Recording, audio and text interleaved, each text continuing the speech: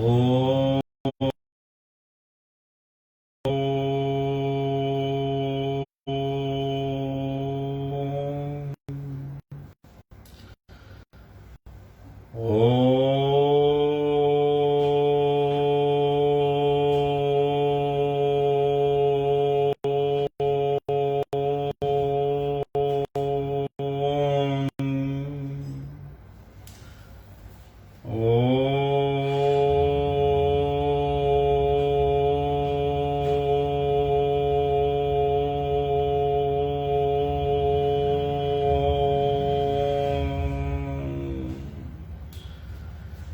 गुरु ब्रह्मा गुरु विष्णु गुरु साक्षात् परमेश्वरा गुरु पारब्रह्म स्वामी गुरुदेव महेश्वरा। तुम्हें माता च पिता तुमेव तुमेव बंधु च सखा तुमेव विद्या च दर्पण तुमेव मम देव देव देव वंदो चरण सरोज गुरु मुद मंगलागार।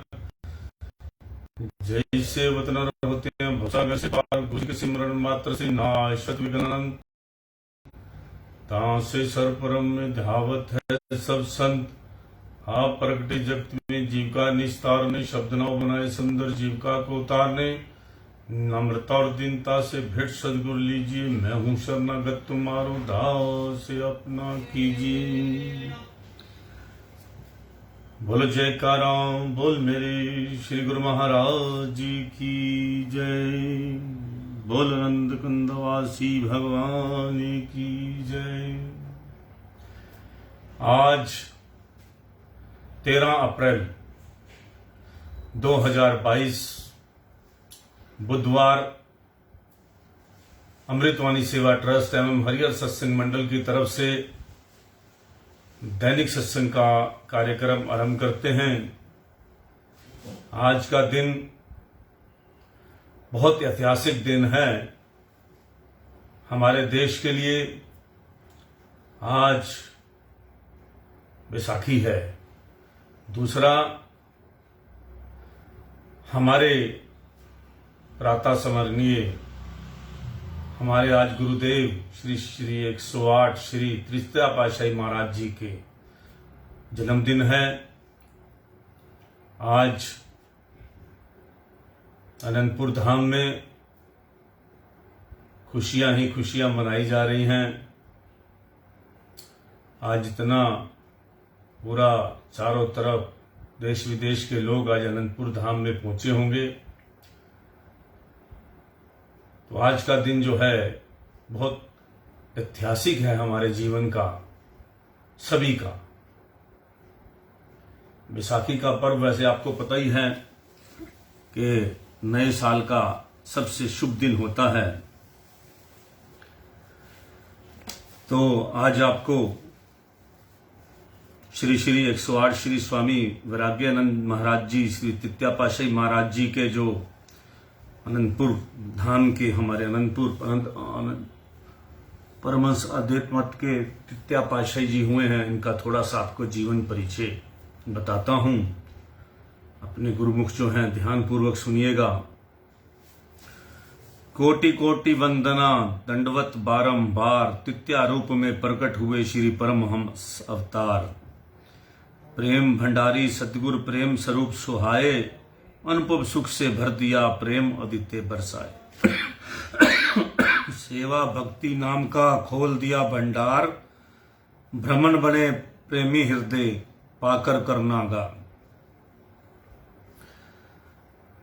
पुण्य वृष्टि करे देवगण दिवे हुई झंकार, चौक उठी यशोगान की गूंजी जय जयकार। तमसो मां जागृतों में अंधकार से मुझे प्रकाश की ओर ले चलो। भारत के इस पावन उच्च सिद्धांत अनुसार प्रकृति सुव्यवस्थित करती है। श्री परमहंस अद्वैत मत के संप्रदाय को संजीव रखने तथा आध्यात्मिक अमर ज्योति को युग युगांतरों तक स्थिर रखने के लिए समय ने करुणा पुकार की तथा प्रकृति की इस पुकार की प्रबंधक बनी। युग देश काल व परिस्थितियों के अनुसार सर्वगुण संपन्न निष्काम कर्म योगी प्रेम के अगार संत स्वरूप में श्री सदगुरुदेव महाराज जी श्री तृतीय पातशाही जी के दिव्य स्वरूप में अवतरित होने का प्रकृति ने संदेश दिया। जब जब श्री विलक्षण विभूतियों का प्रादुर्भाव हुआ,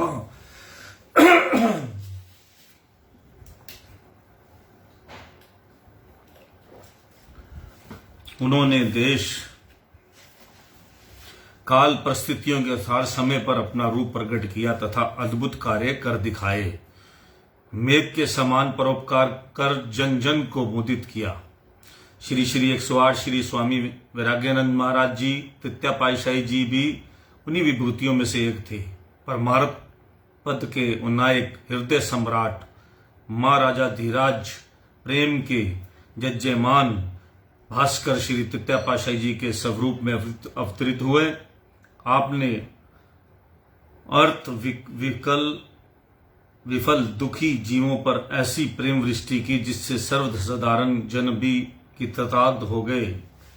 आपकी प्रेम भक्ति अनूठे रूप में सबके सन्मुख आई। जिसने भी इस प्रेम सरोवर में डुबकी लगाई वह कृत्य कृत्य हो गया।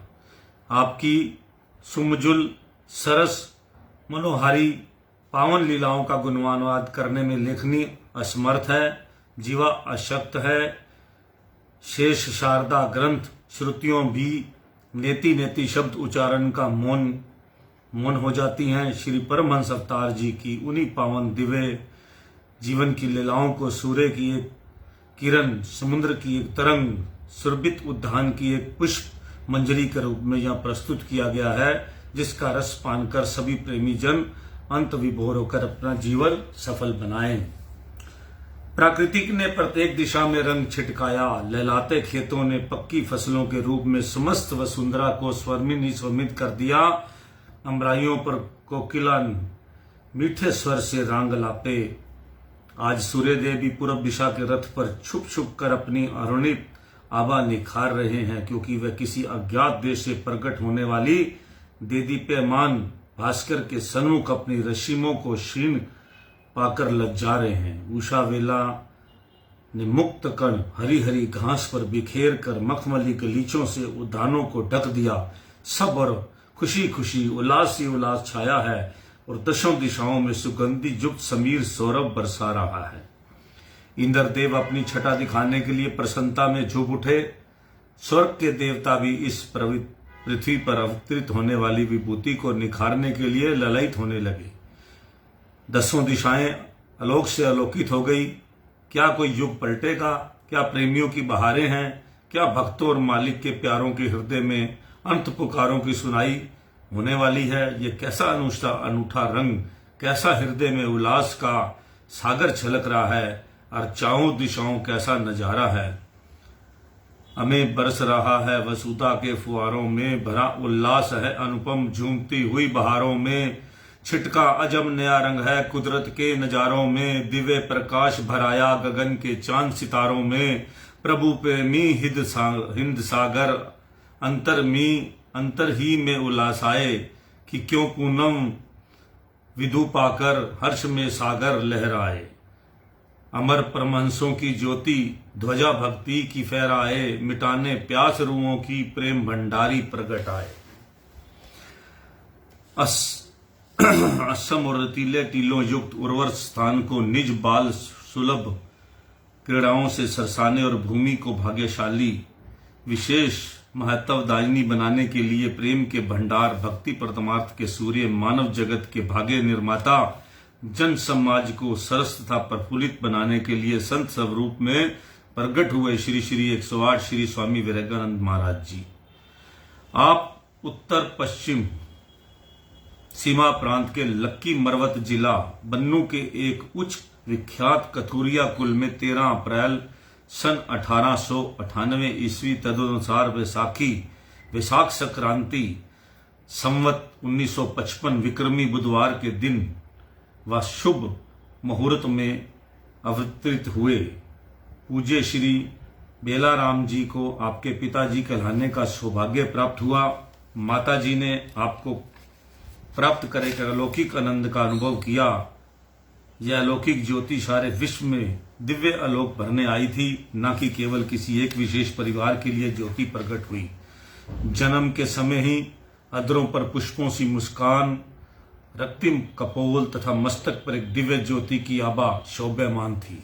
चरण कमलों पर अवतारित महापुरुषों जैसे चक्र चिन्ह थे। जन्म के समय जो अन्य आत्मीय स्त्रियां पास में खड़ी थी, उन्हें देखा कि आपके मस्तक के ऊपर की एक और कान में दूसरे कान तक गोलाकार प्रकाश की रेखा है, जिसको आप ओज कहते हैं। पुनः उस कमरे में से आती हुई इत्र फुलेल आदि की अलौकिक सुगंधी प्रतीत हुई। वह एक दूसरे से धीरे से कहने लगी, बालक तो कोई चमत्कारी महापुरुषों के लक्ष्यों से युक्त लगता है, परंतु इस समय इत्र फुलेल आदि की सुगंधी कहां से आ रही है? इतना कहकर वह सारे कमरे में सुगंधी वस्तुओं को ढूंढने लगी ताकि उन्हें वहां से हटाकर बाहर रख दिया जाए, परंतु वे कहीं से भी प्राप्त न हो। इसी समय में माताजी ने तनिक अपना सिर उठाकर देखा तो शिशु के मस्तक पर मणि जैसा प्रकाश दिखाई दिया। उन्होंने शिशु को वस्त्र से ढांक दिया। कुछ ही क्षणों में यह प्रकाश तथा सुगंधी अगोचर हो गई। अब पूज्य माताजी मन में विचारने लगे कि बड़े बूढ़ों ने प्राय यह सुना जाता है, या तो मणियुक्त शिशु की आयु बहुत कम होती है या उसकी माता की। वे दिल ही दिल में आपकी दीर्घ आयु के लिए बलैया लेने लगी। आप जी की माता पूज्य माता श्री सचगुण प्रधान साधु प्रवृत्ति की थी। काश की पूज्य माता जी को आपकी पावन अद्भुत लीलाओं को निखरने का समय मिलता, परंतु ऐसा न हुआ। वह इस विलक्षण गुणों से युक्त विभूति को जन्म देकर कुछ समय बाद ही इस संसार से चल बसी। नामकरण के दिन आपका शुभ नाम श्री द्वारा राम जी रखा गया। पंडित जी ने उस दिन आपके मस्तक पर एक अति दिव्य ज्योति देखी। पुनः उन्होंने जब श्री चरण कमलों तथा कर कमलों को निहारा तो एक अलौकिक महापुरुषों के चिन्हों व चक्रों से युक्त पाया। उन्होंने मन ही मन प्रसन्न होकर वंदना की। केवल इतनी ही शब्द मुख से उच्चारित कर मौन हो गए कि यह कोई विलक्षण बालक ही दिखाई देता है। मुखमंडल निहार निहार कर अपने को कृत्य करने लगे। बस मन में एक वेदना भरी हुक उठी, जिसे होठों के बीच ही गुनगुना कर रह गए।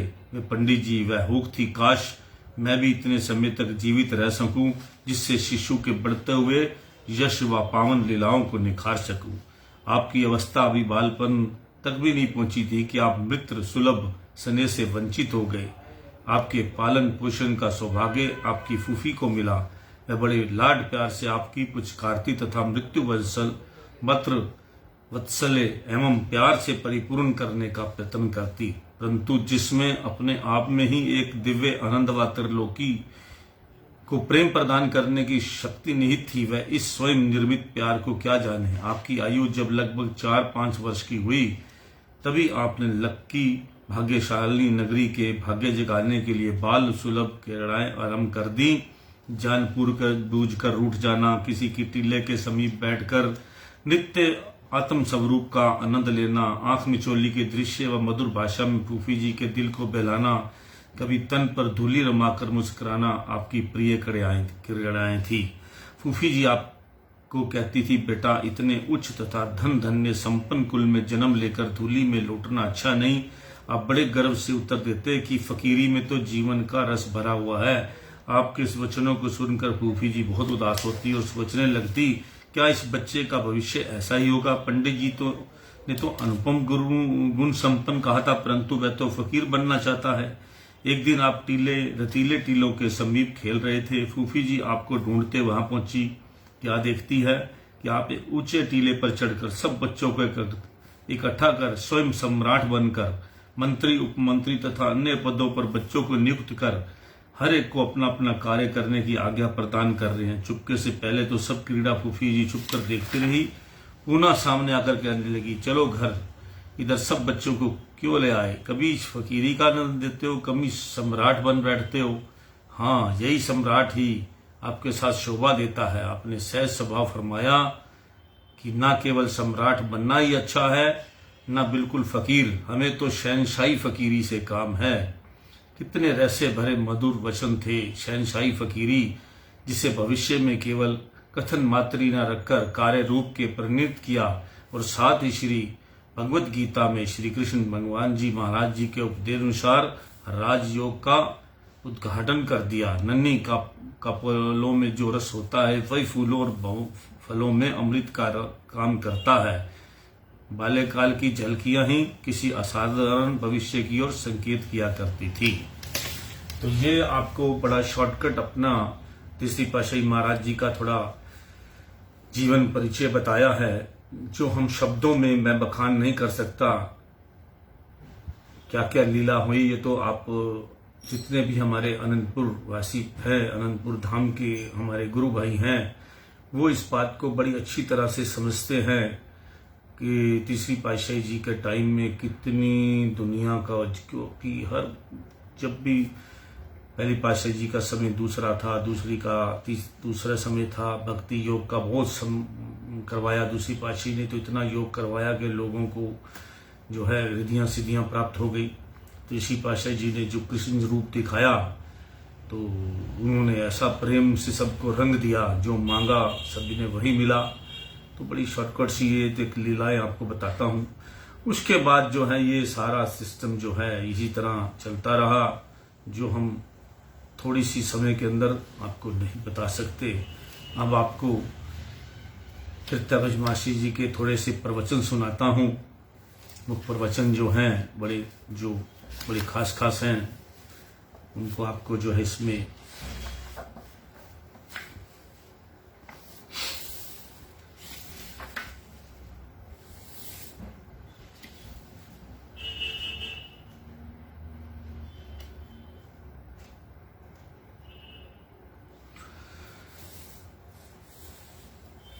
मानव मन क्या है? यह विचारों की गुप्त और अनुपम शक्तियों का भंडार है। मन में जो भावों और विचारों की प्रबल शक्तियां काम करती हैं, उन्हें कई साधारण मानव जानता हो या ना जानता हो, किंतु मानव के भाव, उद्गार और विचार सन्मुख ही प्रकृति के बनाए जादू से कम नहीं है। अपने विचारों और भावों की शक्ति से काम लेकर मानव असंभव काम को भी संभव बना सकता है। विचारों का रुख जिस ओर पलट जाए उसी रुख में कमाल कर सकता है। मनुष्य की दशा जो भी बनती या बिगड़ती है, उसके जीवन में जो भी उन्नति अथवा अवंती की अवस्थाएं आती हैं, इनमें से किसी और का हाथ नहीं, अपितु यह सब मानव के अपने विचारों और भावनाओं पर निर्भर है। उसके विचारों और भावनाओं से बाहर कुछ नहीं होता। अपने विचार और संकल्प ही जीवन के चित्र को सुंदर और आकर्षण तथा भद्दापन और घृणास्पद भी बना सकते हैं। प्रत्येक मानव की वर्तमान अवस्था उसके अपने ही विचारों, भावनाओं तथा संकल्पों से उत्पन्न हुआ चित्र है, तथा भविष्य में भी जैसी उनकी दशा होगी वह उसके अपने विचार और संकल्पों का प्रतीक होगी।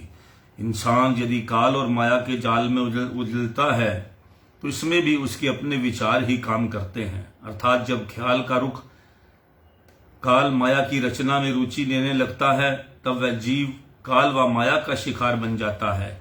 अपने विचारों की कमजोरी के कारण ही वह उलझन, परेशानी, दुख और चिंता में ग्रस्त होकर रह जाता है। किंतु यदि अपने विचारों और संकल्पों का रुख पलटकर आध्यात्मिक आनंद की प्राप्ति के लिए सद्गुरु के शब्द में लगा देता है, तो इंसान काल और माया के चक्र से मुक्त हो सकता है और अपने घट में सोई हुई शक्ति को जगा सकता है। इसके लिए कहीं दूर जाने की जरूरत नहीं। इसी संसार में रहकर तथा काल माया के इस चलते हुए चक्र में जीवन व्यतीत करता हुआ ही अपने विचारों और भावनाओं को आत्मिक विकास की ओर लगा सकता है। संसार में रहकर ही संसारी बंधनों से मुक्त रह सकता है। जब तक संसार की मायवी रचना में मन की आसक्ति है, तब तक ही जीव काल और माया के घेरे में है। यदि विचारों का रुख मायवी पदार्थों की आसक्ति में नहीं है, तो वह सब प्रकार से काल और माया के बंधनों से मुक्त है। तुलसी कवलन जल बसे, रवि शशि बसे आकाश, जोन जाके मन में बसे सोई ताई के पास। कुमुद और कमलिनी के पुष्प तो जल में अर्थात तालाब में रहते हैं और चंद्रमा एवं सूर्य आकाश में हैं, लेकिन इतनी दूरी होने पर भी कुमुद और कामलिनी के चित्त का संबंध चंद्र और सूर्य के साथ स्थापित है। यदि इतनी दूरी से भी लगाव और संबंध रह सकता है, तो इससे स्पष्ट हुआ कि जो वस्तु जिसके मन में बसती है वह उससे दूर होते भी उसके निकटतम है। कुमुद और कामनी के पुष्पों को बहुधा सबने देखा ही होगा। वह अधिकतर सरोवर में पाए जाते हैं। यह कितनी आश्चर्य की बात है कि जल में पैदा होने वाले ये पुष्प चंद्र सूर्य से हार्दिक संबंध रखते हैं। कमल में वह विशेषता है, वह सूर्योदय के समय खिल उठता है और सूर्य अस्त के साथ अपनी पंखुड़ियां समेटकर बंद कर लेता है। दूसरी ओर कुमुदनी के पुष्प में वह विशेषता है, वह चंद्रोदय के समय खिलकर चंद्रमा के अस्त होने के साथ ही बंद हो जाती है। कमल तो रात भर कुमलाया रहता है और कुमुदनी दिन भर मुरझाई रहती है। जब साधारण वनस्पतियां आकाशवासी शक्तियों के अनुरूप खुराक अथवा शक्ति की धाराओं को खींचकर अपने अंदर शामित कर सकती हैं, तो कोई कारण नहीं कि सृष्टि में सर्वोत्तम कहे जाने वाला और प्रकृति द्वारा प्रदान की गई असीम शक्तियों का मालिक इंसान संसार और संसार के कारोबार में व्यस्त होकर अपने विचारों है तथा प्रकृति की ओर से जो दृढ़ संकल्प शक्ति का वरदान उसे प्राप्त, उसका सही और उचित उपयोग यही है, इस असार संसार में सार वस्तु को प्राप्त करे तथा काल और माया के छलनामय प्रपंच में से सच्ची और अनुपम आत्मिक शक्ति को खोजे। मानव के लिए अपनी सुदृढ़ संकल्प शक्ति से कुछ भी कर दिखाना असंभव नहीं। संत महापुरुषों की हजूरी में जीव इसलिए हाजिर होता है कि वह काल और माया के छलायमान प्रपंच से सुंदरता प्राप्त करने तथा सच्ची असीम आध्यात्मिक शांति को प्राप्त करने का अभिलाषी है। संत सद्गुरु महापुरुष उसे संसार में रहकर सुखमय जीवन व्यतीत करने की उचित विधि बतलाते हैं तथा वह विधि यही है जिसका वर्णन ऊपर हुआ, अर्थात काल और माया के प्रपंच से बचते हुए ही इसे आजाद होना है। यही गुरुमुख की रहनी है। ऐसी रहनी में दृढ़ संकल्प रहकर मानव संसार में बरतता हुआ भी संसारी बंधनों से आजाद तथा जीव मुक्त रह सकता है। अतः संत महापुरुषों के वचनानुसार अपना जीवन बनाकर इस जन्म का पूरा पूरा लाभ उठाना है। मनुष्य का जहाँ जहाँ ख्याल का लगाव होता है, वैसी वैसी प्रेरणा शक्ति भी मानव में उत्पन्न होती जाती है। संसार में रहकर ही मानव आध्यात्मिक उन्नति की ओर रुचि लगाकर उसकी प्राप्ति कर सकता है। अपने इष्ट देव की प्राप्ति और आंचल दृढ़ता से थामकर उसके चरणों की प्रीति भी उपलब्ध कर सकता है। किंतु यदि मन का झुकाव पूरी तरह अपने इष्ट देव के प्रेम में नहीं, तो फिर पूरा लाभ प्राप्त नहीं हो सकेगा। मन दिया कहीं और ही तन साधन के संग, कह कबीर कोरी गजी कैसे लगा लागे रंग। श्री परम संत कबीरदास जी का कथन है। अर्थ, यदि मन किसी और ध्यान और तरफ दे रहा है, शरीर से संतों की संगति में रहता है, तो ऐसा पुरुष संत महापुरुषों से पूर्ण लाभ प्राप्त नहीं कर सकता। जैसे कि कोरे वस्त्र पर तब तक रंग नहीं चढ़ सकता जब तक कि उसके कोरेपन अथवा माड़ को धोकर साफ ना किया जाए, ऐसा परम संत कबीरदास जी का विचार है। यदि भक्ति और परमार्थ की इच्छा है तो मायवी दुविधा को चित्त से दूर करना अनिवार्य है। जिसने माया की दुविधा को चित्त से दूर करके फेंक दिया है तथा पूर्ण एकाग्रता और एक रस होकर अपनी सुरती की धारा को भक्ति में केंद्रित कर दिया है, वह सब प्रकार से आजाद और जीव मुक्त है। संसार की कोई भी शक्ति उसे मायवी बंधन में नहीं बांध सकती, क्योंकि वह अब माया की सीमा से बाहर जा चुका है और भक्ति तथा परमार्थ के साम्राज्य में उसने प्रवेश कर लिया है। खुली खेलो संसार में बांध न सके कोई, घाट जगती क्या करे सिर पर पोट न होए।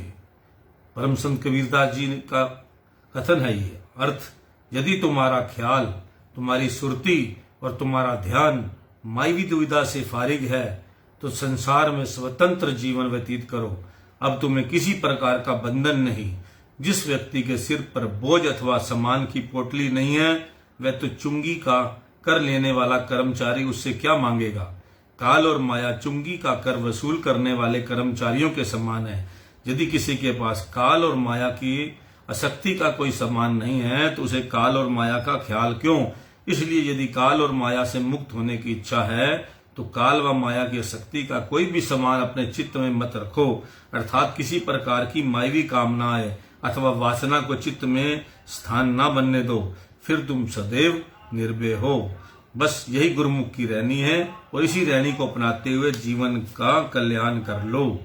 श्री गुरु महाराज जी ने अमूल्य अमृत में वचन फरमाकर अष्टग्रह योग का भय दूर किया। एक समय आया था जब अष्टग्रह योग का सभी डर के मारे बहुत ज्यादा था कि कुछ बहुत बड़ा गड़बड़ होने वाली है। तभी गुरुमुखों को शांति प्रदान करने के लिए ये फरवरी में प्रवचन हुए थे। तो मैंने आपको जो सुनाए हैं ये अमृत वचन,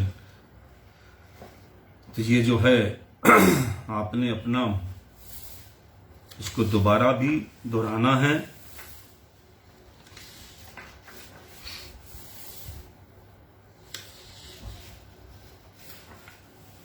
एक छोटे से प्रवचन आपको और सुनाता हूं।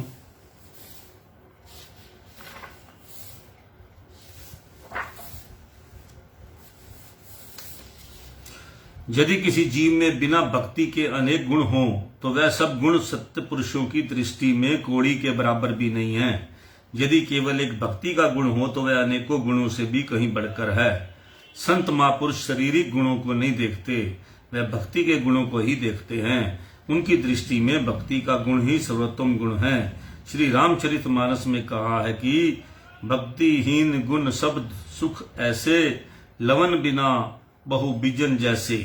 जिस प्रकार नमक के बिना सभी व्यंजन फीके लगते हैं अथवा चांद के बिना सितारों जड़ित आकाश भी शोभायमान नहीं देता, इसी प्रकार ही भक्ति के बिना अनेकों गुण किसी काम के नहीं, क्योंकि भक्ति मनुष्य जीवन का सुंदर श्रृंगार है। संत महापुरुषों की दृष्टि में जिसके अंदर भक्ति का गुण विद्यमान नहीं वह लोहार की धोखनी के समान है, अर्थात वह निष्प्राण होकर जीवन व्यतीत कर रहा है। संसारिक दृष्टि से चाहे कोई लखपति बन जाए अथवा मां सम्राट, परंतु भक्ति के बिना उनका कोई विशेष मूल्य नहीं। गुरबाणी में लिखा है, एक भक्ति भगवान जिह प्राणी के नाहि मन, जैसे सुक्रु स्वान नानक मानो तहीम तन। क्योंकि जिसने अपने जन्म के मूल्य को नहीं पहचाना तो उसकी बुद्धिमता, सुंदरता व कुशलता किस काम की। ये गुण और बुद्धिमता तो उसे अपने पिछले पुण्य कर्मों से मिल गई, और अब यदि इस जन्म की श्रेष्ठता ना समझी और शारीरिक सुख भोगों में फंसा रहा तो उसने वह मानव मनुष्य जन्म का दुरुपयोग किया। अतएव मानव जन्म को भक्ति रूपी गुणों से सुशोभित करके इस जन्म का पूरा लाभ उठाना है। वास्तव में सदगुरु के सेवक का दर्जा बहुत ऊंचा है। सर्वसाधारण लोग माया का दर्जा बहुत ऊंचा समझते हैं और दिन रात मायावी पदार्थों की खोज में लगे रहते हैं। वह माया की सीमा से बाहर नहीं जा सकते, परंतु जो सदगुरु का सेवक है उसके लिए माया के पदार्थ तुच्छ हैं। सेवक के अंदर यह भाव होता है कि इष्ट देव ही मेरे सच्चे मालिक हैं और केवल वह ही काम, क्रोध, लोभ, मोह, अहंकार आदि शत्रुओं से मेरी रक्षा करने वाले हैं। सेवक के दिल में अपने इष्ट देव के प्रति जो ऊंची श्रद्धा व भक्ति होती है उससे सेवक के अंदर वही शक्ति पैदा हो जाती है। सेवकपन में बहुत लाभ है, क्योंकि वह भाव अर्थात कुल मालिक का ख्याल रखते हुए उसी कुल मालिक के स्वरूप में मिल जाता है। इसलिए सेवक को बिना सद्गुरु के स्वप्न में भी दूसरा ख्याल नहीं आता। इसी का नाम भक्ति और यही आध्यात्मिक उन्नति का लक्ष्य है। संसार में कथनी करने वाले मनुष्य अपना पूरा जीवन वाचक ज्ञान में गुजार देते हैं, परंतु वह गुरु भक्ति को प्राप्त नहीं कर सकते। महापुरुष फरमाते हैं, भक्ति पथ संभार तेरे भले की काहूं। मनुष्य जब तक भक्ति और प्रेम के मार्ग में पांव नहीं रखता तब तक उसकी हालत कुछ और होती है, किंतु जब वह प्रेम भक्ति के मार्ग पर चल पड़ता है तब वह कुछ और ही बनता जाता है। भक्ति मार्ग में पथ रखने से पहले उसकी हालत गफलत और बेसमझी की होती है, तब उसकी अवस्था सुप्त अवस्था सोई हुई में होती है और आत्मिक शक्तियां क्षीण होती हैं। जिसने मालिक से मिलने की राह में पांव रखा है वह तो जागृत अवस्था में है, क्योंकि जब तक जीवात्मा में जागृति नहीं आती भक्ति और परमार्थ की कमाई की चाह ही पैदा नहीं होती तथा मालिक के मिलाप की इच्छा नहीं जागती। यदि किसी ने ये चाह, ये इच्छा या लगन जागी है तो समझना चाहिए कि उसकी आत्मा गफलत की नींद से जागृत हो चुकी है। यह जागृति सत्पुरुषों की संगति से ही मिलती है। सेवक को सुख और दुख दोनों अवस्थाओं में समान भाव से रहना चाहिए, क्योंकि जिज्ञासु को भक्ति मार्ग में दुख और सुख दोनों में लोहा लेना पड़ता है। जिस प्रकार दुख की अवस्था में घबराना अच्छा नहीं, इसी प्रकार सुख की हालत में हर्ष से फूलना अच्छा नहीं। दोनों हालतों में स्वयं को सम रखकर आगे कदम बढ़ाना चाहिए। साधक तो हिम्मत और उत्साह से काम करता जाए। शरीर पर दुख सुख दोनों अवस्थाएं एक परीक्षा की तरह हैं। इसलिए सेवक का धर्म है कि निंदा स्तुति, हर्ष शोक, मान अपमान दोनों अवस्थाओं में सम रहे। समदर्शी इच्छा काहू नाही, हर्ष शोक भय नहीं मन माही। अस सज्जन मन उर बस कैसे, लोभी हृदय बसाई धन जैसे। श्री रामचरितमानस सुंदर कांड का ये पाठ है। सेवक का पद प्राप्त करना ही उत्तम भक्ति है और वही सबसे उत्तम ज्ञान है। नमक और तेल बेचने वाले को लाल की परख नहीं होती। नमक और तेल बेचने वाले को जो उसकी हीरे की परख नहीं होती। इसी प्रकार माया आसक्त जीव जो सुख ऐश्वर्य रूपी नमक और तेल के व्यवहार में लगे हुए हैं, वह श्वासों की कीमत नहीं जानते। श्वास लाल के समान है जिसकी कीमत गुरुमुखों को ही होती है। लाल को अगर मामूली पत्थर समझकर गवा दिया जाए तो दुनियावी दृष्टि में कितनी भारी हानि है। इसी प्रकार सत्पुरुषों की दृष्टि में एक श्वास का मालिक के सुमरन के बिना व्यर्थ चले जाना बहुत भारी नुकसान है। इसका अनुमान गुरुमुख ही लगा सकते हैं। परम संत श्री कबीरदास जी ने तो एक एक श्वास की कीमत त्रिलोकी के समान बताई है। कहता हूं कहीं जात हूं, कहो बजाए ढोल। श्वासा खाली जात है, तीन लोक का मोल। यह समय अनमोल लाल की भांति से नष्ट न करते हुए इसकी कदर करनी चाहिए। यदि श्वासों को परमार्थ की कमाई में खर्च किया जाए फिर तो इसकी कीमत ठीक है, अन्यथा नहीं। एक एक श्वास का मूल्य जब तीन लोकों की संपदा है तो फिर दिन रात 24 घंटे में व्यर्थ जाने वाले श्वासों का कितना नुकसान होगा, यही विचार करना है। संत सहजोबाई जी फरमाती हैं, श्वास खजानो जात है, ताकि सोदी नाई। सहजो खर्चों कार हो, कर हिसाब घर नाई। विचार कीजिए, एक संसारी मनुष्य जो संसार के धंधों में लगा हुआ है, वे अपने समय को अत्यंत कीमती मानता है, परंतु महापुरुषों की दृष्टि में उसका समय व्यर्थ जा रहा है। वह हीरे के बदले कोड़ियों का व्यापार कर रहा है। गुरुमुखों को यही विचार करना है कि क्या उनका समय कहीं व्यर्थ तो नहीं जा रहा। गुरुमुखों का समय अत्यंत कीमती है क्योंकि उसे सत्पुरुषों की संगति से यह ज्ञान हो गया है कि एक एक श्वास की कीमत एक का मूल्य गिनती से बाहर है। यदि वह खजाना लुट गया तो पछताने के सिवा कुछ नहीं मिलेगा। संत महापुरुष, संत सत्पुरुष गुरुमुखों को पारखू बना देते हैं। जिसने गुरुमुख जन अपने समय का मूल्यांकन कर सके। अतएव गुरुमुखों का कर्तव्य है अपने समय की कीमत को पहचानते हुए अपने श्वासों की पूंजी को सदगुरु के दिए हुए शब्द तथा नाम की ओर लगाए, तभी सफलता प्राप्त हो सकती है। बोलो जयकारा बोल मेरे श्री गुरु महाराज जी की जय। तो आज सभी गुरुमुखों को बैसाखी की लाख लाख बधाई हो और सभी आज अपना सत्संग जो है आगे से आगे शेयर करें, खुद भी सुने बार बार, और जो है इन्हीं वचनों पर चलकर बड़े स्पष्ट शब्दों में महापुरुषों ने ये बात कही है, काल और माया से बचो। अपना श्वास एक एक कीमती है, इसको पहचानो।